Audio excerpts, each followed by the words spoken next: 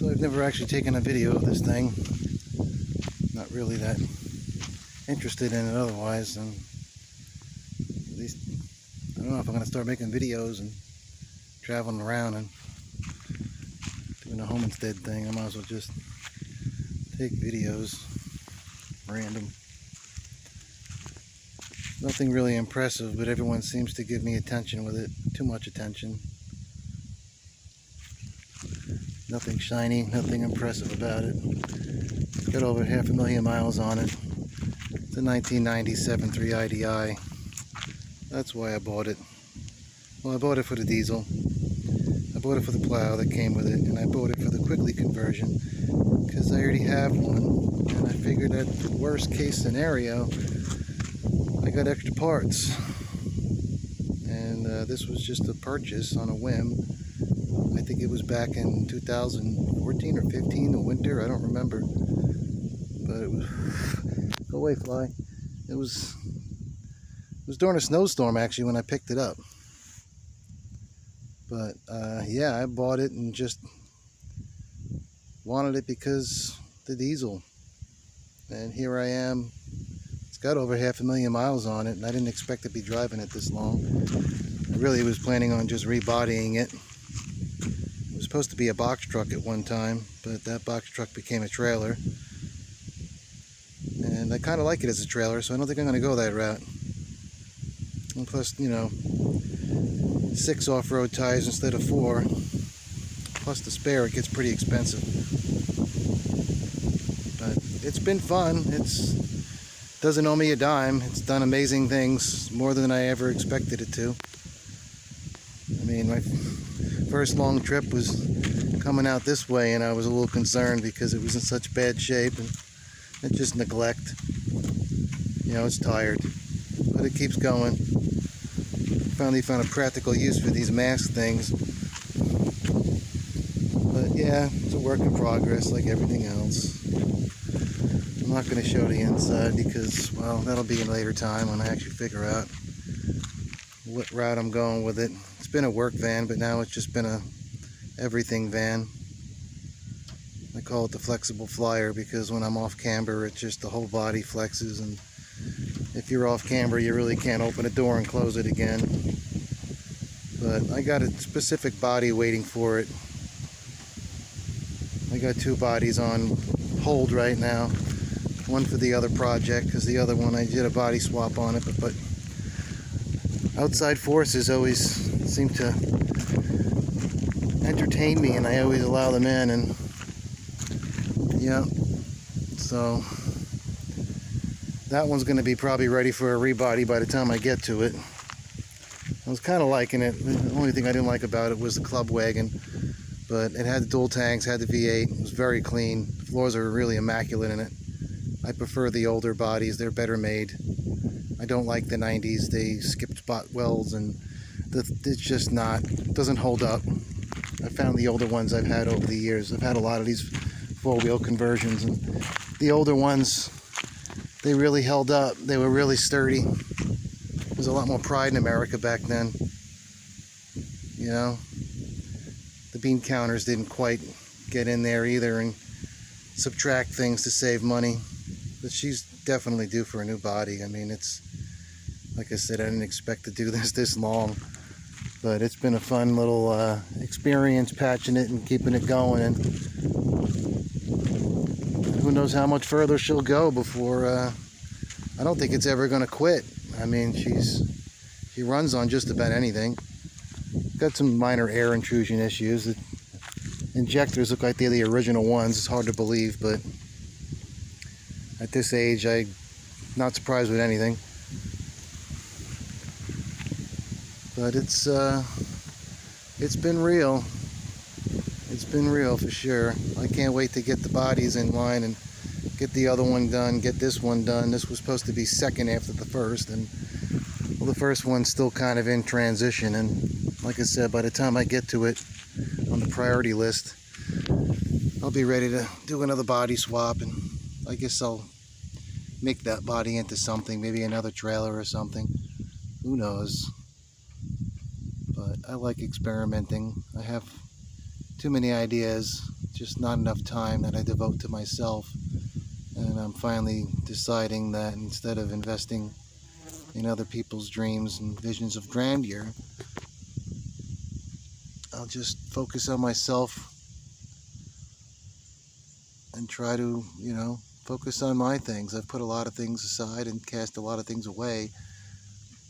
And I think I'm going to start changing that idea and just do more of what I want to do and keep people out that try to, suck the energy out of you and turn things around and take your kindness and take your heart and take advantage of it. There's a lot of entitled people out there. There's a lot of confused people. They just don't get it. Life's pretty simple. And I just don't believe in trying to change people. I can only change myself, and plenty of people try to change me, and I don't recommend that. I don't recommend trying to change anyone else. Try to treat others the way you want to be treated. But yeah, that's the flexible flyer. Rolling garbage pail. But she's a lot of fun. She really don't quite get out of her own way, even going downhill, but I didn't buy it for speed. I bought it for reliability, and I have an extra 6.9 with, I actually bought it for the transmission. I've been trying to get a C6 because this thing has the dreaded E4OD, which I'm not interested in. I didn't buy this for fuel economy. But yeah, this thing just don't want to quit, and it's been through hell. I've really done a lot of work with this thing and pushed it hard and ran it really hard, heated it up a couple times, and the only major thing I've actually done was the water pump. That was actually right before COVID. I wound up successfully, thankfully, sealing up the crack in the passenger side exhaust manifold. I got me some nickel rod and was very successful with that. It's been holding up, and like I said, I've heated it a couple times and really pushed this thing. I was winching down some trees on a property I was on a couple months back, several months back, and just seemed more fun to winch them down and cut them on the ground like a gentleman and have the stumps pulled out while they're a big lever, instead of wasting money trying to pay someone to grind the stumps out. But they were diseased anyway, so I didn't feel bad. I tried to replace any trees that came out in a different spot, but that's all in the past now. But yeah, this bumper and that cheap little Chinese winch, it doesn't owe me a dime either. I mean, that thing pulled down several big trees, and I really haven't done much maintenance to it. I had a lot of intentions of different things, but it's still running on the Chinese undersized wiring that came with it. Solenoids are still good. Yeah, it doesn't owe me a dime. I had that thing for a long time and really just beat the living crap out of it. And yeah, so it's been a blast. But yeah, there she is, all in her rusted, faded glory. And the cracked windshield, like I said, flexible flyer. It wears its name proudly. And the rack is that rack's been around. That rack's been around since around 2012. I was designing that just after Sandy. I had a bunch of EMT scraps, and I was moving out of my shop and had a bunch of bundles, and I just started, bending up, triangulating, and trying to do some kind of limb riser setup. And it's been holding up. It's very strong, actually. I've had 200-300 pound people go and do pull-ups on the bars, and it still needs some more triangulation, and it's just been a work in progress. It's just been really designed as a limb riser and a raceway for the wiring, for the lighting, and then whatever else. But yeah, it's just one of those ideas that's been a work in progress. But I have a nice body that's really entertaining for this thing. It's something I really never considered, but yeah, I think I'm gonna go for it. It's gonna be different, but it's already got the high top on it, and it's very strong. It's not one of them fiberglass ones. And yeah, that should be fun. Give me a little more headroom. It was originally supposed to be a work truck, and it probably still will be. I'd like to have one work vehicle and one kind of beach house on wheels. But for now, this has just been, it's been everything. The only other major purchase was, I don't know, we had some snowstorm some years back, and I think we got 24 inches on Long Island. I was working at the airports, fixing heavy equipment for a snow company, and I thankfully bought these on Tire Rack, these rims and tires. I'm very happy with that. They came load balanced to my work, and I was able to change them out and drive home on these Class E rated BFG, the KOs, whatever they are, KO2s or whatever. I've always been a BFG guy. They've never let me down. Most reliable tire I've ever owned. Highest mileage I've ever gotten out of them. These are impressing me quite a bit. Just rotated them. Cheapest wheels I can get. I wanted steel because steel's repairable on the trail or wherever. She's got onboard air. She's got a lot of different things. Got 6 batteries in it. I got 2 6-volt forklift batteries for the house batteries. Got some, well, I had some AGMs. I think they were, I don't know, some fancy $400 piece battery that I had acquired. And I had gotten some, what do they call those? The Optimus, the blue tops. I'm not really, didn't think I was ever going to buy Optimus, but they were a sick deal. I got them very new, rehabbed them. They've been very reliable. I use them for the 24 volt system. It's got 2 alternators, one 24 volt, one 12. And it's tight under there. I wish I can get a York compressor under the hood. Maybe I still will, but with the new body and the body lift, I might do a turbo. I don't know. I've gotten so far without the turbo. I might just do propane injection or something like that. And I don't know, if I come across a decent turbo setup, I'll certainly probably do it. I'll certainly do it. Why not? But yeah, always looking for parts for these old IDIs, man. People talk them down, but like anything else, everything needs maintenance. You gotta maintain your stuff, man. You gotta take care of it, you know? It's like those 6.0s, the same fate, you know? People start modifying them and not understanding certain things, and yeah, there's early development issues, but Power Strokes are good engines. But I like these. I like this because I can buy 8 injectors for the price of 1 Power Stroke injector. And I'm not afraid to run all kinds of stuff, you know, dewatered and filtered through them, and it's really not a problem. It's pretty simple. I like mechanical. It's very reliable. I don't want any electronics. That's why I want to get rid of that E4OD transmission, because it's really the only reason that this thing has a computer in it. And I don't want that. I want everything simple. Really simple. I don't mind fixing friend stuff, but I want my stuff super reliable. And I want to get a C6 in there. I wish I could. I mean, there's so many tight places in this thing. I wouldn't mind a 4-speed or even 5-speed, but manual, it's just so much clutter in this thing.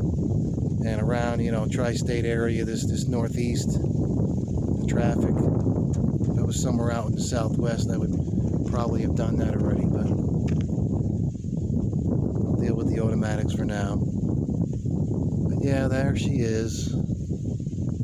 There she is. 1990 E350 Quigley conversion. Still going. I got the number from the guy I bought this from. He'd probably flip out if he realized that I still had this thing. That I was crazy for buying it. And yeah, there it is, buddy. Still going. Haven't done much on it. He wanted to know what the problem was, and never really got back to him on that. It was that stupid 2-piece filter that they put on there with the, you know, the separating bowl on the bottom, and just a bad idea. I still run the water separator with the drain and that and the sensor, but I get a 1-piece filter. There's no sense in creating more problems. Yep, there she is. And they're dented up and beat up. I guess I don't know, have to do something some other point. Maybe show a little of the inside and a little inner workings and the additions on this thing. There's quite a bit going on here. There's a lot of onboard sustainability, and you know, she's pretty self-reliant. She can be out there, and I don't really need much. You got the solar panels. Still working that out with, you know, designing that. I still got to do some things with the rack. I guess when I get the barrel top on the other body, it's going to be a whole different design, but that'll be in aluminum. Kind of like the aluminum for the lightness of it and holding up to the weather. I'm not really big on the stainless. It's too heavy, too expensive too.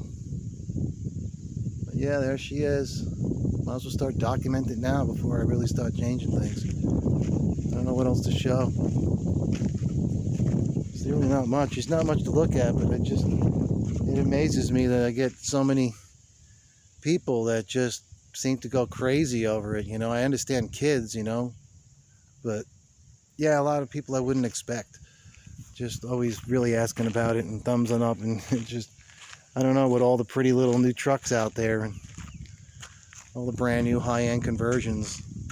I guess they blend in. This thing sticks out. Really wasn't my intention, but I'm really not trying to hide anything.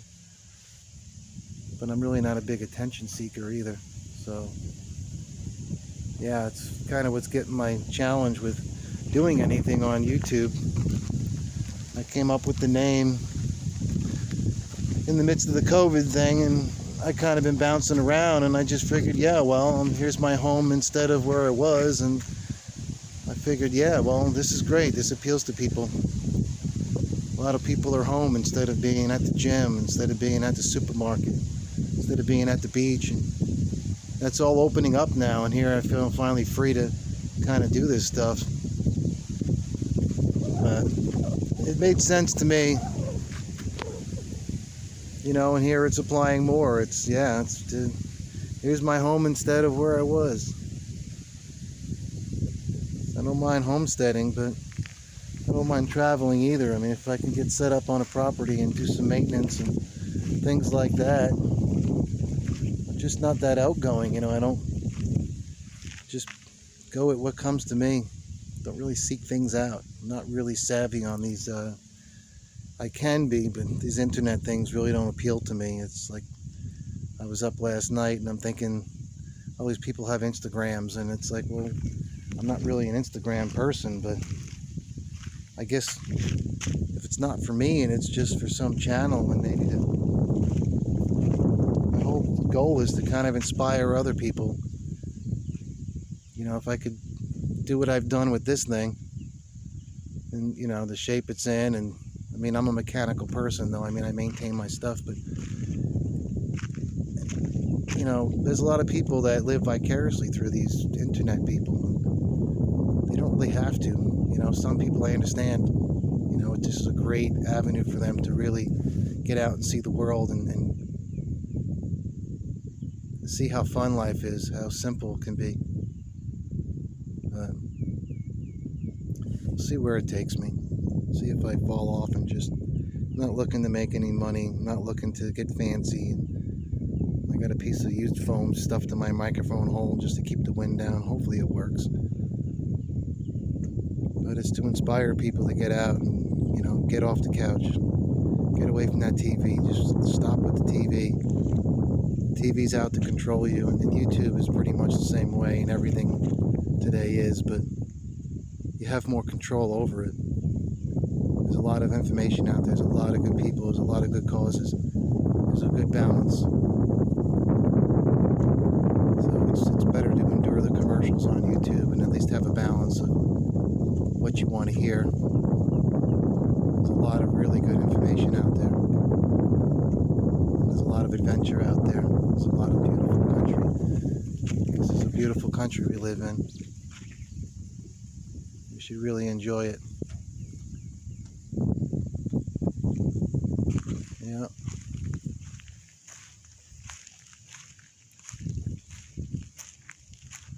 yeah, it's all about inspiring others to get out and see your surroundings. Get in touch with your surroundings. Your surroundings can tell a lot about you, just by how you feel. Well, that's that. This is probably too long, but it is my longest video that I'll put up, but see how long I leave it up for. Just trying to experiment. Just trying to put things out there.